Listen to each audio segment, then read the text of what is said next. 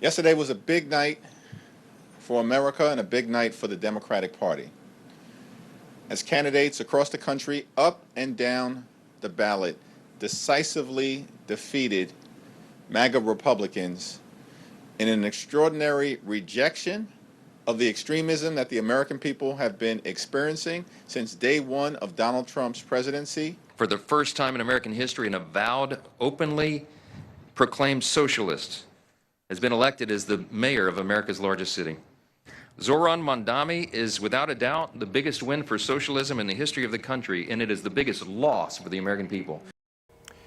Today, lawmakers are sounding off on last night's big wins for Democrats in New York City, New Jersey, and Virginia. And some are now suggesting the outcomes are a referendum on President Trump.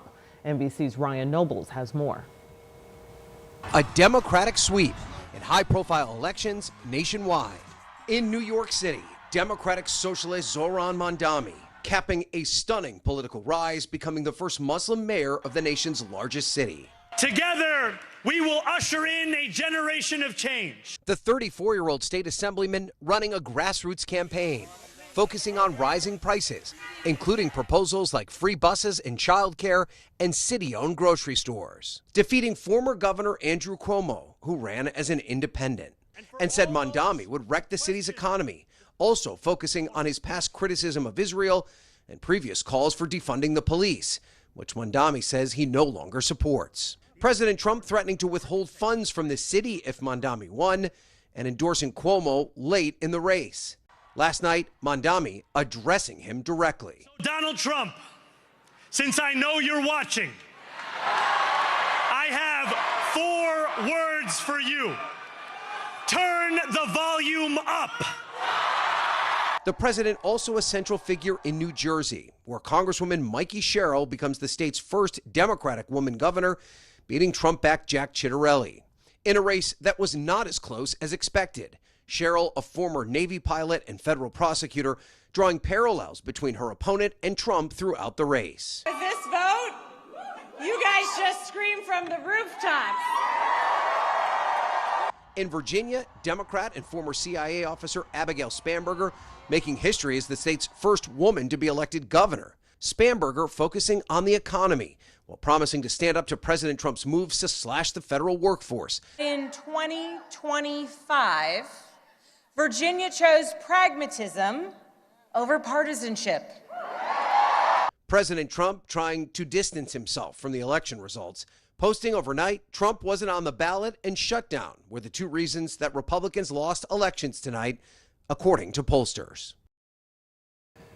Okay, so what does this election mean for Republicans? What does it mean for voters? I spoke with IU Professor Emeritus of Political Science, who says it is not unusual for the party that owns the White House to lose the elections in the following year and in the upcoming midterms. Voters are starting to feel safer in expressing their opposition to President Trump and his policies. In short, there is greater realization that President Trump does not have superpowers.